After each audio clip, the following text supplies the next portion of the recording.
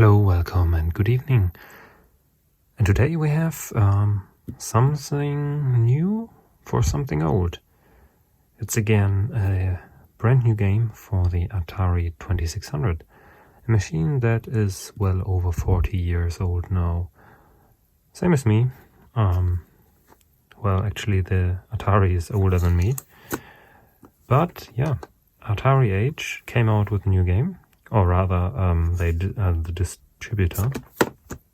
And this game is called Aardvark, which is a clone of an original arcade game called Anteater. But I think there were also clones of that already under the same name. So they didn't get the original license, which is why artwork and name of the game is different. But the idea is the same. It was made by Oscar Toledo, also known as Nanochess, with the help of Thomas Jensch and Nathan Strum. I think this one might be a German, at least it's a very German name, and Nathan Strum. Both are well known in the Atari community. They have a lot of games under the belt. Nathan Strum worked as well on Mappy, I think, which I reviewed last year. Yeah, so it comes in the typical Atari Age package. It's always the same kind of box with a nice protective sleeve around that. And as usual, we get a couple of flyers here.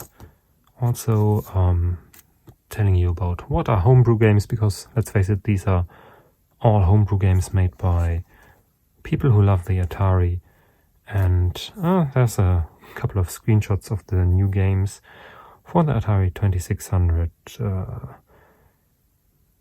Galagon will be reviewed in an upcoming episode. Here's Aardvark, but there are also more good games that came out last year. Amoeba Jump, Skyvolver, Scramble for the Atari 5200. We reviewed it here for the 2600. And even new things for the Atari Jaguar, Fantasy World Dizzy and Speedball 2. Officially licensed games, which is very nice. So the Atari scene is definitely alive and kicking, and there's a lot of nice things happening out there. Some really cool games. I picked Galagon and Aardvark this time. Wizard of War Arcade is also supposedly very good. I think none of the others are bad games per se, but for some reason I thought this one here has a very interesting game idea. So let's try it out. Let's see what's inside the package. So, as I said, you get the nice Atari Age box, which is not totally sturdy, but very nice, glossy and colorful. And here you already see what the game looks like. Welcome to nature. Guide Oscar the Aardvark in his quest for tasty ant eggs and the most delicious ants hidden deep below ground. But be careful with your tongue. You could get an unexpected bite. So basically you play Oscar the Aardvark, and this green thing here is his tongue, and you can maneuver it down the labyrinth, and you have to eat all the ant eggs, which are so it's sort of like Pac-Man. And from left and right there will be ants coming in, and whenever an ant touches your tongue, not the tip of your tongue but your tongue, you lose life. Furthermore, there's a timer up here, but you will see that in the gameplay, and at some point it will get dark and spiders will come along, and they are even more dangerous. There's a bunch of things which are also in the game rules, but we will see that during the gameplay. So let's open up this thing. There's a paper holder for the cartridge and a leaflet with instructions, or a small booklet. The cartridge is, as usual, high quality with nice glossy stickers. This is again the PAL version 60Hz. I think you can only choose between NTSC 60Hz and PAL 60Hz, so make sure that your television supports this, but most modern televisions will support PAL at 60Hz. The older ones might have some problems with that, perhaps. Not sure. The manual is nice and colorful. It tells you how to get started, what to expect from the title screen, how the gameplay works, points and scores for the different enemies, and yeah, bit of gameplay, and then some tips and the history of the game. So there's not much to it because, let's face it, it's a pretty simple game, but a very difficult one to master actually. I like it very much. We'll have a look at the gameplay in a second. Yeah, but that's what you get with the game. It's very professionally made, and yeah, you just unpack it, plug it into your Atari, and you can play. So let's do simply that.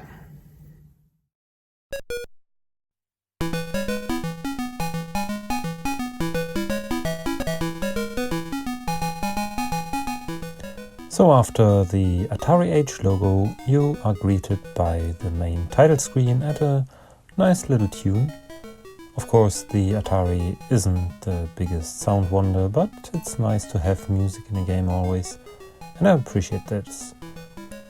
When you press the fire button, you get to the level selection screen. Here you can tweak the difficulty. On normal, you get an extra life every 20,000 points, and you start out with 5 lives. I guess this is similar to what the arcade settings are. I, at the moment, still play mostly on easy. On normal, I struggle to get past the 3rd level, but one learns quickly, so yeah, you can tweak the settings here anyway. When the level starts, our little aardvark comes in from the left and starts eating ant eggs. Those are the little purple dots here in this level, although it might change on later levels. And ants will start creeping in from the left and right, also some caterpillars and other animals. Down at the bottom you can see 2 queen ants, and those give you bonus points, and they also kill all the enemies on the screen. Be careful when to use them, because once they're gone, they're gone. But they can be very useful during the night, because at the top you can see the sun going over the screen, and once the sun reaches the right side of the screen, it turns to night and the moon starts wandering. But during nighttime, there will be other critters, especially spiders. The spiders are more dangerous than the other animals because they will follow down your tongue, and you can't retract the tongue anymore. So you can only get rid of them by eating a queen ant. One more rule is the standard ants harm you whenever they touch your tongue, but you can eat them. But the blue caterpillars, they don't harm you when they run across your tongue. They only harm you when you eat them. You can eat them, but only when you approach them from behind, sneaking up on them. If you approach them from the front, you will die again. And those are more or less all the rules of the game. It is easy to learn but hard to master, as many of the old arcade games. There's only this one screen, the hills, the anthills. The levels will change from level to level with their paths that are possible through the anthill, and the colors will vary, but there's no bonus level or anything. But it doesn't matter, because there's always so much going on the screen that I think it just fits the game very nicely. And to be honest, this game lends a lot of ideas from Pac-Man. But the labyrinth will change a bit from level to level, and the enemies are more predictable because they come from left and right. However, your tongue will leave a trail that is vulnerable. And this is basically the main difference compared to Pac-Man, I would say. But the game principles are pretty similar, actually. Instead of the pills that Pac-Man eats, you pick up the little ant eggs. But I think this game is actually more approachable. I had much more fun playing this than Pac-Man. I'm not really a Pac-Man person, but this one here is really, really fun, I think. And the animations are very cute, the music is nice. You can even let your kids play this thing. It's not very violent, and although It might be a bit tough at times because there's a lot of stuff going on there. Even smaller kids can easily grasp the rules and start playing, especially on one of the lower levels. So yeah, it's a pretty neat game. One thing that I noticed was that the controls are actually pretty precise, but you shouldn't try to be pixel accurate with going through the portals in the level, but rather get a feel for how to maneuver implicitly, let's say, through the level by already pushing down when you want to go one level further down, because the tongue will follow as soon as an opening in the walls are there. And if you do that, then suddenly maneuvering your tongue through the level will be so much easier.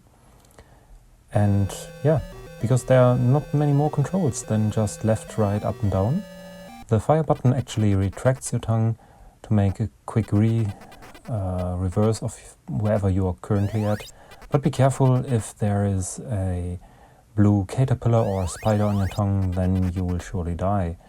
So there you need to take care to not do that. But you can always go through another route back up through the level and try to kill your enemy from the other side, if possible. So there's a lot of strategy and tactics that you can apply here, and this makes for actually quite an interesting game. The game supports the joysticks, obviously because the pedal controllers wouldn't do much here, and it also supports the Atari Vox or Atari Save Key to securely store your high scores. If you don't have that, then every power on the high score will be lost, and it will be just like in the olden days that you just have to write down your high scores. All in all, I am very pleased with this game, especially I love the animations, the music is nice, the sound effects are good, and it's a very colorful game. It's suited also for children.